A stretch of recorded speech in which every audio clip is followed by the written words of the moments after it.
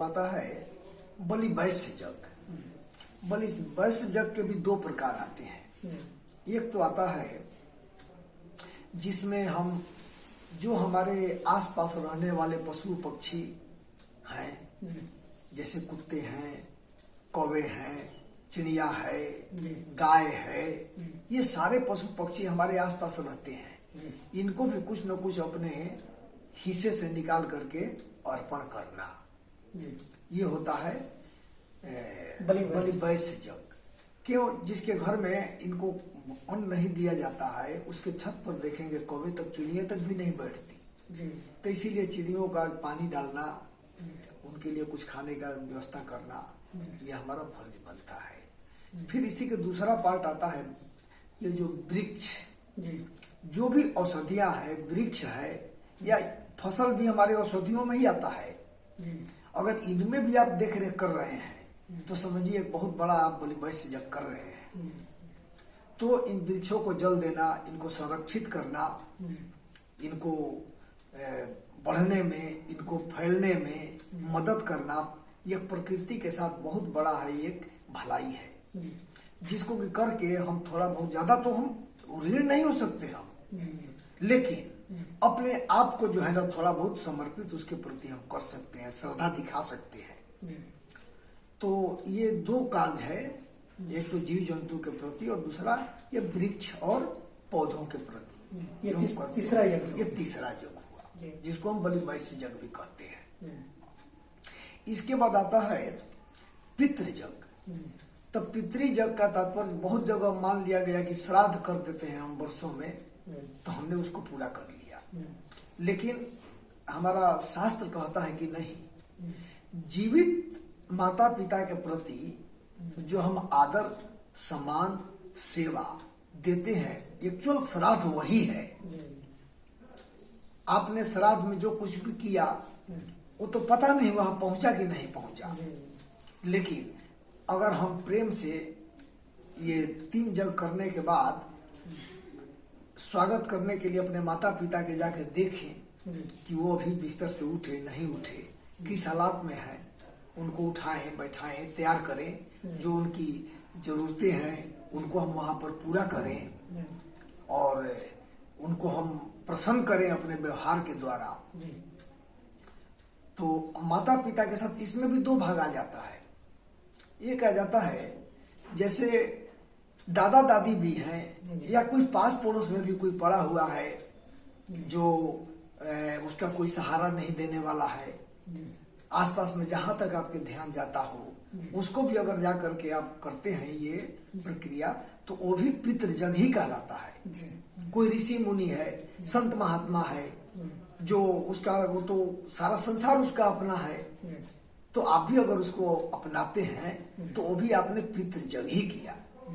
इसके लिए मैंने एक बार अपने गुरु जी से पूछा था कि माता पिता गुजर गए तब हमको ज्ञान होता है तो हम क्या करें। तो उन्होंने हमको साफ बताया, बोला कि किसी भी वृद्ध को अपने माता पिता मान लो, सेवा कर लो, देर आओ लेकिन सवेर आओ, तो करो तो कुछ न कुछ वृद्ध की सेवा। हाँ, वो भी इसी पितृ जग में ही आता है।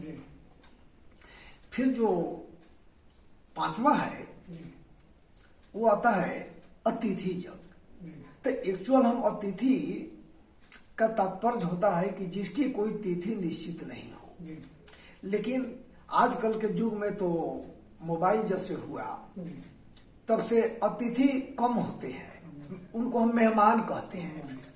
क्यों? अब मेहमानबाजी हो गया। तो मेहमान जैसे पात्र हैं, हमको उसी प्रकार से व्यवहार करना चाहिए, उनको उसी तरह से डीलिंग करना चाहिए ताकि वो प्रसन्न हो। हमारे पास कोई भी आता है तो अतिथि कहलाता है। तो उसको उसके ढंग से, जैसे जब जो चीज हम अतिथि को नहीं दे सकते सुविधा के लिए, खाने पीने के लिए, वो चीज हम ग्रहण ना करें। इसीलिए सबसे पहले अतिथि आया तो जल्द से, मुस्कुराहट से उसको स्वागत करिए, और आपके पास जो भी समर्थ है वो समर्थ में उनके सेवा में आप हाजिर होइए, और जब वो प्रसन्न हो जाए, तैयार हो जाए, निवृत्त होकर बैठ जाए, फिर उनके आने का जो है ना आप प्रयोजन जानने की कोशिश करिए, और जहां तक बन पड़ता है वहां तक आप उनका सहयोग करिए, मदद करिए। अगर नहीं बन पड़ता है तो दोनों हाथ जोड़ कर क्षमा मांगिए। कम से कम व्यवहार में तो कमी नहीं होना चाहिए। लेकिन प्रायः देखा गया है कि आजकल थोड़ा इसमें अतिथि जग में भी कमी हो रहा है। तो इसका कारण है कि लोगों के पास भाग दौड़ की जिंदगी। तो भैया ये भाग दौड़ की जिंदगी तो लगी रहेगी, जब तक आप रहेंगे ये नहीं छूटने वाला है। लेकिन ये जो है अतिथि हमारे पास मेहमान आया है, ये हो सकता है कि दोबारा हमारे पास आए ही नहीं। तो इसलिए अतिथि जग भी हमें करना अनिवार्य है। तो इन जगहों को, ये 5 को जब हम कर लेते हैं तो हमने क्या किया, अपने जीवन का एक छोटा सा जो दायित्व था उसको हमने निभाया। इतना करने से हमारे अंदर जो प्रसन्नता उत्पन्न होगी, वही हमारे अंदर सकारात्मक सोच भरेगी, वही हमें एक प्रकार की अंदर से एनर्जी देगी, जिससे हम अपने जीवन में आगे सफल एक गृहस्थ बन सकते हैं। प्रायः देखने में आया है कि लोग अपने आप को कहते हैं कि हम गृहस्थ हैं, लेकिन वो गृहस्थ नहीं है, वो तो गृहमेधी है। हाँ, तो गृहमेधी और गृहस्थ में अंतर है।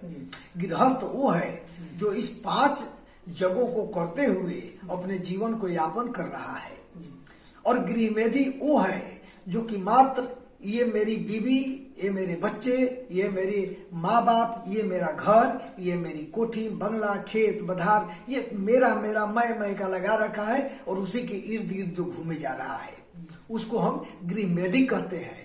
कुछ लोग गाय को पालते हैं, बोलते हैं हम गौ सेवा कर रहे हैं। भैया वो गौ सेवा नहीं है, अरे वो तो व्यवसाय है आपका।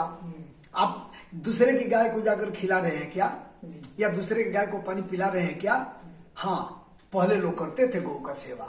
जैसे गर्मियों में बरसात पानी नहीं होता था तो क्या होता था, लोग जाकर के गांव से बहुत दूर दूर, उदाहरण के लिए मेरे पिताजी थे जो जाकर के भरी गर्मी में पानी दिन भर भरते थे सत्तू खा करके, ताकि जानवर वहां आए तो प्यासा न जाए।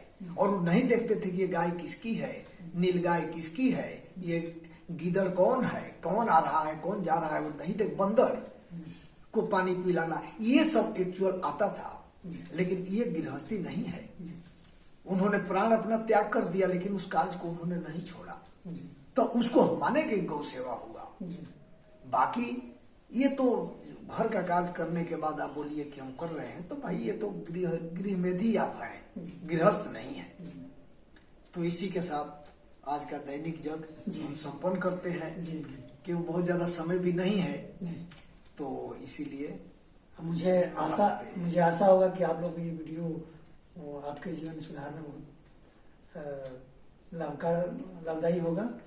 तो इस तरह के जो है हम लोग बीच बीच में आप लोगों को टिप्स देते रहेंगे। नमस्कार।